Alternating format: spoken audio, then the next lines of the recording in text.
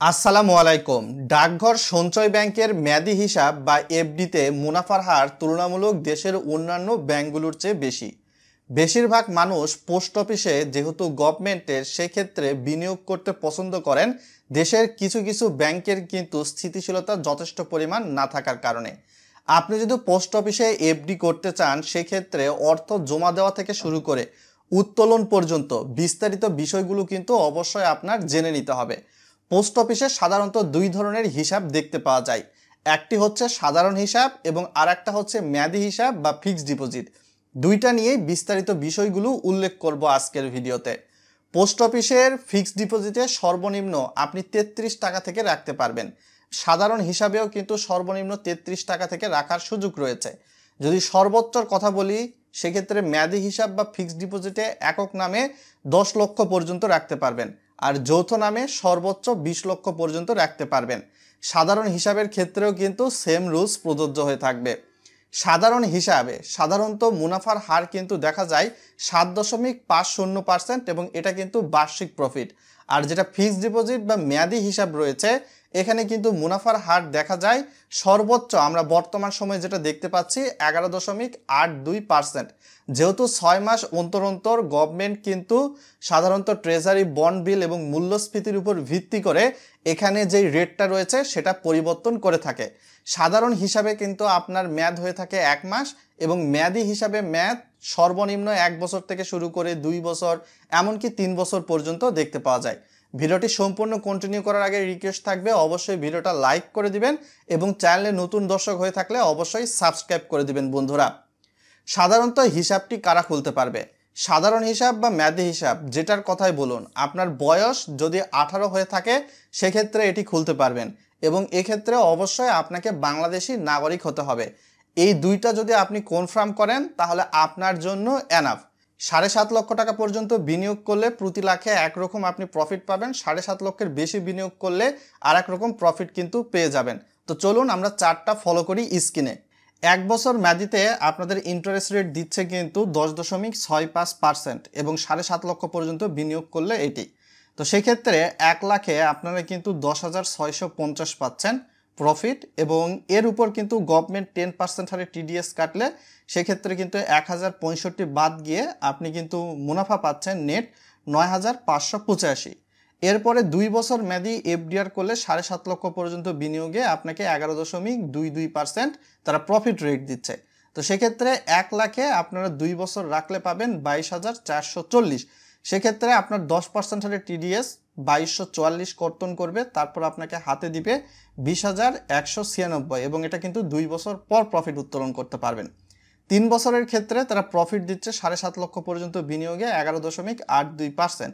এক্ষেত্রে প্রতি লাখে আপনাদের কিন্তু 35,460 আসতেছে এবং এর উপর 10% হারে টিডিএস যদি কাটে গভর্নমেন্ট, তো সেক্ষেত্রে 3546 কাটার পর আপনাকে 31,914 এইরকম কিন্তু অর্থ দিয়ে থাকবে এবং এটা কিন্তু 3 বছর পর। 7.5 লক্ষের বেশি বিনিয়োগ করলে সেক্ষেত্রে 1 বছরে 10.60% রেট দিচ্ছে। সেক্ষেত্রে প্রতি লাখে 10,600, এর উপর 10% হারে টিডিএস কাটলে 1,060, তারপর হাতে আপনি 1 বছর পাবেন 9,540 1 বছর পর। 2 বছরের ক্ষেত্রে 7.5 লক্ষের বেশি বিনিয়োগ করলে সেক্ষেত্রে 11.16% রেট রয়েছে। সেক্ষেত্রে প্রতি লাখে আপনারা 22,320 পাচ্ছেন, এর উপর 10% হারে টিডিএস কাটলে 2232 এবং আপনার কিন্তু নেট প্রফিটটা দেওয়া হচ্ছে 20,088। 3 বছর মেয়াদির ক্ষেত্রে 11.77% রেট দিচ্ছে। সেক্ষেত্রে প্রতি লাখে 7.5 লক্ষের বেশি বিনিয়োগ করলে 35,310 পাবেন। 10% হারে টিডিএস যদি এর উপর কর্তন করে তাহলে 3531 এবং নেট প্রফিট আপনি 3 বছর পর পাবেন 31,779। সাধারণ হিসাবে কিন্তু পোস্ট অফিসে দেখতে পাওয়া যায় আপনি প্রত্যেক মাসে প্রফিট উত্তোলন করতে পারবেন।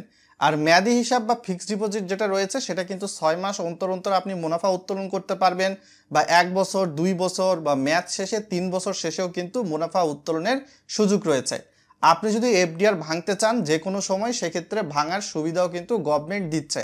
সেক্ষেত্রে অবশ্যই কিন্তু দেখা যাবে যে আপনি যেটা সাধারণ হিসাব রয়েছে এটা 1 মাস পরে ভাঙতে পারবেন, নো প্রবলেম। 1 মাস ডিপোজিট করলেন, পরের মাসে আপনি আপনার আমানত তুলে নিয়ে আসলেন। আর মেয়াদি হিসাব যেটা রয়েছে, তো সেক্ষেত্রে এটা ভাঙার জন্য কিন্তু মিনিমাম আপনাকে 6 মাস ওয়েট করতে হবে। 6 মাসের আগে কিন্তু আপনি মেয়াদি হিসাব বা ফিক্সড ডিপোজিট ভাঙতে পারবেন না। এখন দেখা যাক পোস্ট অফিসে এই এফডি করার জন্য কি কি প্রয়োজনীয় ডকুমেন্টেশন লাগবে। আপনি যদি পোস্ট অফিসে ফিক্সড ডিপোজিট করতে চান, সেক্ষেত্রে 5 লক্ষ টাকা পর্যন্ত ফিক্সড ডিপোজিট করলে আপনার টিন সার্টিফিকেট লাগবে না, রিটার্ন প্রদানের প্রমাণপত্র লাগবে না। 5 লক্ষের বেশি বিনিয়োগ করলে অবশ্যই টিন সার্টিফিকেটের বিপরীতে আয়কর রিটার্ন জমার প্রমাণপত্র দিতে হবে। 2 লক্ষ টাকা পর্যন্ত সরাসরি আপনি পোস্ট অফিসে সরাসরি জমা দিয়ে আপনি ফিক্সড ডিপোজিট বা মেয়াদি হিসাব করতে পারবেন। কিন্তু যখন 2 লক্ষ টাকার বেশি আপনি এই পোস্ট অফিসে মেয়াদি হিসাব বা ফিক্সড ডিপোজিট করতে যাবেন, সেক্ষেত্রে অবশ্যই আপনি যে ব্যাংকের গ্রাহক সেই ব্যাংকের এমআইসিআর যুক্ত চেকের মাধ্যমে কিন্তু আপনাকে ডিপোজিট করতে হবে। আপনার 2 কপি পাসপোর্ট সাইজের ছবি লাগবে, এনআইডির ফটোকপি লাগবে 2 কপি করে। এর বাইরে গিয়ে অ্যাকাউন্টের বিপরীতে আপনাকে নমিনি দিতে হবে, নমিনির 2 কপি পাসপোর্ট সাইজের ছবি, নমিনির এনআইডির ফটোকপি। এই সব কিছু নিয়ে গিয়ে পোস্ট অফিসে গিয়ে পোস্ট মাস্টারের আপনাকে সামনে কিন্তু একটা নির্দিষ্ট ফর্ম পূরণ করে সিগনেচার দিতে হবে। আপনি অন্য জায়গায় থেকে সাপোজ দেখা গেল অন্য কাউকে পাঠালেন নিজের নামে এফডিআর বা মেয়াদি হিসাব করার জন্য, এটা কিন্তু কখনোই সম্ভব নয়। আর নমিনি আপনি চাইলে যে কোনো সময় পরিবর্তন করতে পারবেন, এক্ষেত্রে গভর্নমেন্ট কিন্তু সুযোগ দিয়ে রেখেছে। আর পোস্ট অফিসে যদি মেয়াদি হিসাব বা সাধারণ হিসাব আপনাকে করতে হয়, তো সেক্ষেত্রে জিপিও ভিত্তিক যে পোস্ট অফিসগুলো রয়েছে, বাংলাদেশের জেলা ভিত্তিক যে পোস্ট অফিসগুলো রয়েছে, সেই পোস্ট অফিসে গিয়ে এই মেয়াদি হিসাব বা এফডিআর করতে পারবেন। অনেক ক্ষেত্রে আপনার উপজেলা পোস্ট অফিসে কিন্তু দেখা যায় যে আপনার ফিক্সড ডিপোজিট বা মেয়াদি হিসাব করতে গেলে তারা বলে যে এখন এটা চালু নেই, বন্ধ আছে। তারা আসলে আপনাকে গড়িমসি করে এবং আপনাকে সার্ভিসটা দিতে চায় না। তো সেক্ষেত্রে অবশ্যই জিপিও জেলা পোস্ট অফিসে আপনাকে যোগাযোগ করা সবচেয়ে বেটার হবে। এর বাইরে যদি আপনার কোনো প্রশ্ন থাকে ভিডিওর কমেন্ট বক্সে ড্রপ করতে পারেন। আর যদি সাধারণ হিসাবে আপনি বিনিয়োগ করেন, সেক্ষেত্রে আপনি 7.5 লক্ষর বেশি বা 7.5 লক্ষের মধ্যে বিনিয়োগ করলেও কিন্তু 7.50% রেট। তো সেক্ষেত্রে 1 মাসে 1 লাখে আপনাকে কিন্তু প্রফিট দিবে 625। এর উপর কিন্তু 10% হারে ট্যাক্স, সেক্ষেত্রে 62.50। তারপরে কিন্তু আপনাকে হাতে প্রফিট দিবে 562.50। এইরকম পেয়ে থাকবেন।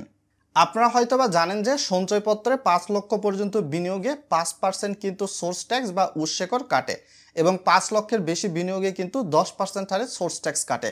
তবে পোস্ট অফিস মেয়াদি হিসাব বা ফিক্সড ডিপোজিট বা সাধারণ হিসাবে আপনি যেই পরিমাণে বিনিয়োগ করেন, 5 লক্ষের বেশি বা 5 লক্ষের কম, সেক্ষেত্রে প্রতি লাখে কিন্তু আপনার 10% হারে সোর্স ট্যাক্স কর্তনযোগ্য, যেটা স্ক্রিনে কিন্তু আমি স্পষ্ট করে জানিয়ে দেওয়ার চেষ্টা করেছি।